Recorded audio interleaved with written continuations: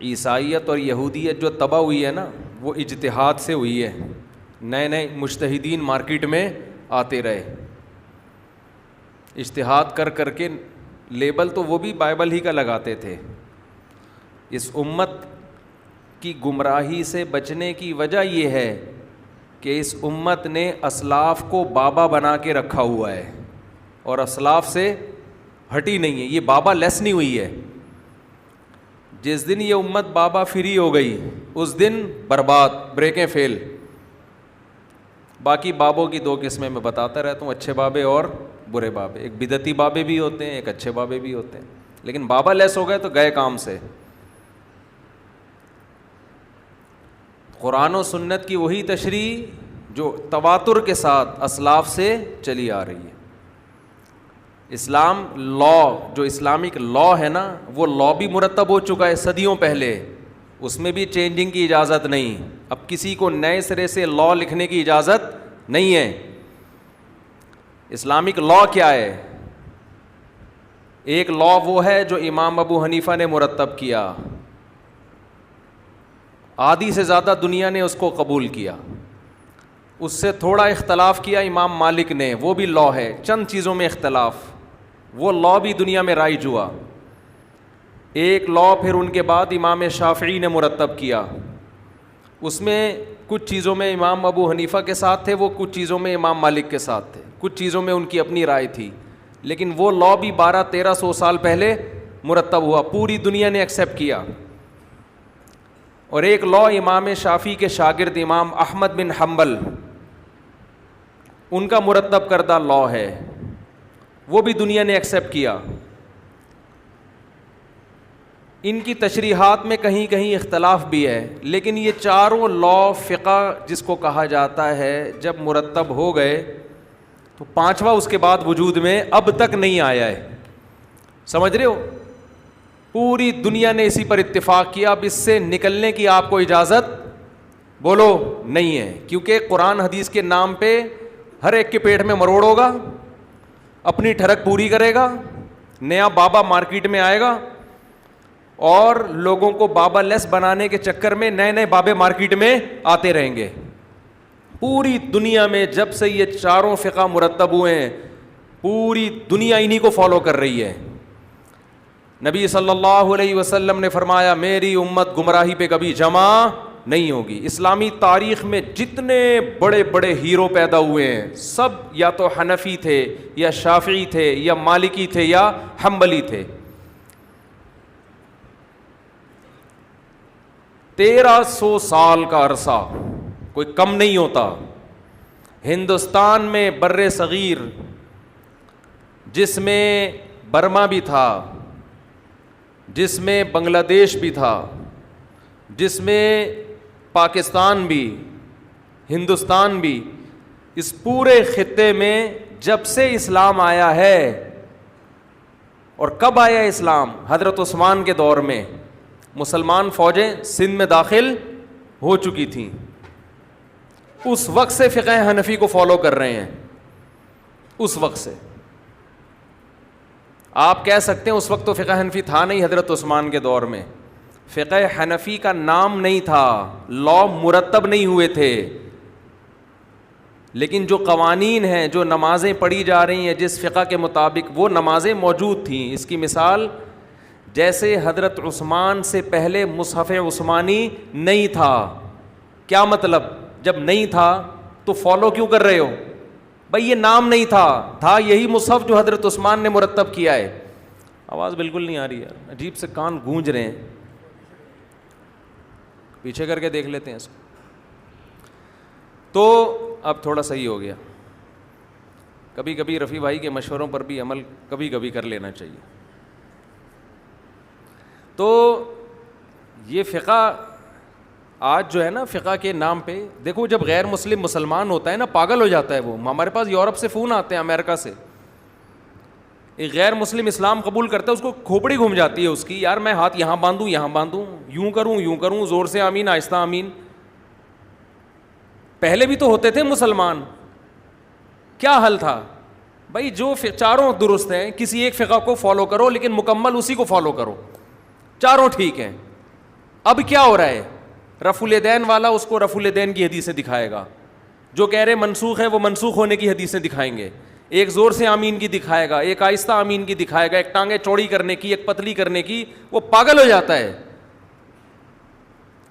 یہ کوئی حل نہیں ہے امت میں جوڑ پیدا کرنے کا، یہ اس سے امت جوڑنے کے بجائے کیا ہوگی؟ ٹوٹے گی. صدیوں سے جب مرتب ہو گئے نا فقہ، جیسے جب تک مصحف عثمانی مرتب نہیں ہوا تھا اس وقت تک آپ جس مصحف کو چاہے فالو کریں. حضرت عائشہ کا قرآن اپنے پاس الگ تھا ترتیب کے لحاظ سے، عبداللہ بن مسعود کے پاس الگ مصحف تھا، حذیفہ ابن یمان کے پاس الگ مصحف تھا، زید ابن ثابت کے پاس الگ مصحف تھا. ہر صحابی نے اپنے حساب سے قرآن کی آیتیں ترتیب دی ہوئی تھی، مرتب کر کے اپنے پاس رکھا ہوا تھا. لیکن اس سے ڈر یہ تھا کہ بعد میں امت اختلافات میں ڈیوائیڈ ہو جائے گی. حضرت عثمان نے جوڑنے کے لیے کیا کیا؟ ایک مصحف مرتب کر کے سب کو آگ لگا دی. میں سمجھا پا رہا ہوں اپنی بات؟ ٹوٹے نہیں امت. کتنا بڑا احسان کیا امت مسلمہ پر، کتنا بڑا احسان. یہی احسان چاروں ائمہ نے بھی کیا ہے. بہت اختلافات تھے تابعین کے دور میں، صاحب جس کے پاس جو حدیث پہنچی اس نے فالو کرنا شروع کر دیا. ایک کے پاس ایک حدیث پہنچی ہے، دوسری نہیں پہنچی، اس کی رائے دوسرے سے مختلف. ان چاروں اماموں نے یہ کام کیا کہ تمام روایات کو جمع کر کے، تمام احادیث کو سامنے رکھ کر ایک فقہ کو لا کی صورت میں ریٹن میں لکھنا شروع کر دیا، تاکہ امت میں بعد میں تلواریں نہ چلیں. اسلامی قانون ریٹن فارم میں آ جائے، A to Z ترتیب سے. تو جب سے یہ مرتب ہوا، باقی ہر چیز کو امت نے آہستہ آہستہ چھوڑ دیا. آج سعودی عرب میں فقہ حنبلی ہے، ملیشیا میں فقہ شافعی ہے، UAE میں فقہ مالکی ہے، بعض جگہوں پر شافعی ہے. جب سے اسلامی حکومتیں آئی ہیں ایک فقہ کو فالو کیا گیا ہے. پاکستان میں چونکہ ایک فقہ نہیں ہے، آئین میں لکھا ہے قرآن حدیث کے خلاف کوئی قانون نہیں ہوگا، یہ مبہم ہے. نتیجہ کیا نکلا؟ جنرل مشرف نے قرآن حدیث کی تشریح اپنے حساب سے کروائی. ہر آدمی جو بھی، جنرل ایوب خان نے قرآن حدیث کی تشریح بولیں اپنے لحاظ سے کر، پورے آئلی قوانین کا بیڑا غرق کر دیا. پاکستان کے جو طلاق اور عدت کے قوانین ہیں نا آئلی، وہ قرآن و حدیث کے اگینسٹ ہیں. سمجھتے ہیں کہ نہیں سمجھتے؟ نہیں آ رہی سمجھ میں؟ بالکل قرآن و حدیث کے کیا ہیں وہ؟ اگینسٹ. اسے کوئی بھی نہیں مانتا، خود جج بھی نہیں مانتا ہوگا اس کو، لیکن لا بنا ہوا ہے. تو یہ بڑا ظلم نہیں ہے کہ وہ قرآن حدیث کے خلاف ہیں، بڑا ظلم یہ کہ لیبل کس کا لگا ہوا ہے؟ بولتے کیوں نہیں قرآن؟ وجہ کیا ہے؟ آئین میں یہ نہیں تھا کہ فقہ حنفی ہوگا یا فقہ شافعی ہوگا. فقہ حنفی ہوتا تو کتابیں اٹھا کے دیکھتے، قرآن حدیث کی جو تشریح 1200 سال پہلے 1300 سال پہلے ہو چکی ہے اس کے خلاف آپ جا نہیں سکتے تھے. ایوب خان نے کیا کیا؟ اس نے کہا کہ یار یہ تو سارا اسلام آ جائے گا، یہ تو بڑا مسئلہ ہو جائے گا. تو اس نے کیا کیا؟ اس نے مصر سے مولوی منگوایا، امپورٹ کیا. یہاں سے مولاناؤں سے جب رابطہ کیا تو سارے علماء نے اس کے خلاف فتویٰ دیا کہ یہ قانون شریعت کے بولو خلاف. اس نے مصر سے ایک لبرل مولانا منگوائے غامدی صاحب کے اسٹائل کے، انہوں نے ہر چیز کو مشرف با اسلام کر دیا. ٹھیک ہے نا؟ آیتیں مل جاتی ہیں ہر چیز پہ، حدیثیں بھی مل جاتی ہیں. تو جب گورنمنٹ کو اسلام کے اگینسٹ کوئی چیز کرنی ہوتی ہے، حکومت قانون پاس کرتی ہے اور ایسے مولوی مارکیٹ میں ہول سیل کے حساب سے مل جاتے ہیں کہ وہ اس کو مشرف با اسلام کر دیں. اس لیے ضرورت ہے فقہ کی کہ آپ پابند ہیں. جو ریٹن فارم میں صدیوں سے قانون مرتب ہے اس قانون سے ہٹنے کی آپ کو اجازت نہیں ہے. اس کو اندھی تقلید سے آج کل لبرل لوگ تعبیر کر رہے ہیں.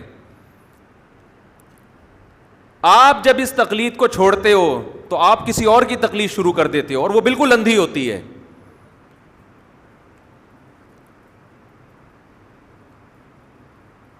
لوگ کہتے ہیں کیا دلیل ہے جی امام حنیفہ مجتہد تھے, کیا دلیل ہے امام بخاری محدث تھے. جو دو امام بخاری کے محدث ہونے کی دلیل ہے وہ امام ابو حنیفہ کے مجتہد ہونے کی دلیل ہے. اجماع امت, کیونکہ امت گمراہی پہ جمع نہیں ہو سکتی. اتنی بڑی امت کسی کے بارے میں یہ گواہی دے کہ مجتہد تھے, یہ گواہی غلط نہیں ہو سکتی. تو پوری دنیا میں ہمیشہ سے ایسا ہوتا آ رہا ہے. برما میں گیا ہوں, ایک مسلک بھی نہیں ہے, A to Z ایک ہی مسلک پر ہیں لوگ. برما میں جہاں بھی قدیم اسلام نظر آئے گا نا, وہاں آپ کو نہ کوئی پگڑیوں کے رنگ میں تبدیلی نظر آئے گی, نہ آپ کو قرآن و حدیث کے نام پہ کوئی نیا مسلک نظر آئے گا. قدیم اسلام یہی ہے, ایک مسلک بھی نہیں پورے برما میں A to Z. جو چیز قدیم ہے وہ برحق ہے, جو نئی آ رہی ہے وہ درست بولو نہیں ہو سکتی. میں بار بار ایک واقعہ سناتا ہوں. ہمارے ایک دوست نے مجھے بتایا کہ ان سے کسی نے کہا کہ ہمارا مسلک پشاور میں بہت تیزی سے پھیل رہا ہے. اس نے کہا پشاور میں اسلام تو 1200 سال پہلے آیا تھا, اب کیا پھیل رہا ہے؟ 1200 سال پہلے فقہ حنفی آیا ہے پشاور میں, اب اگر کچھ پھیل رہا ہے نا تو وہ کچھ اور ہی چیز ہے. سمجھ رہے ہو؟ اٹھا کر پھینک دو باہر گلی میں, تپا ہوا ہوں میں, ابھی کیوں تپا ہوا ہوں اس کی وجہ بیان کروں گا. اٹھا کر پھینک دو باہر گلی میں, نئی تہذیب کے انڈے ہیں. شعر تو یاد کر لو. اٹھا کر پھینک دو باہر گلی میں, نئی تہذیب کے انڈے ہیں گندے. قرآن حدیث کے نام پہ جو بھی چیز مارکیٹ میں نہیں آ رہی ہے گلی میں پھینک دو اس کو, چاہے کتنے اچھے لیبل لگ رہے ہیں اس کے اوپر. نہیں مانتے ہم اس کو, چاہے آپ ہمیں اندھا مقلد بولو, کچھ بھی بولو. اللہ کا شکر ہے ہمارا اسلام محفوظ ہے, اس لیے کہ ہم مجتہدین کو فالو کرتے ہیں. اس لا کو جو ریٹن فارم میں آ چکا ہے, ریٹن میں آ چکا ہے, A to Z ہر مسئلہ اس میں ملے گا آپ کو. عدالتوں کے قانون کا حصہ بنا ہے وہ, صدیوں تک عدالتیں اس پہ فیصلہ کرتی رہی ہیں. اسلام کوئی یتیم اور لاوارث نہیں ہے کہ سارے گمراہی پر فتویٰ دیتے رہے تھے, اب اچانک غیر مسلم کہے گا تم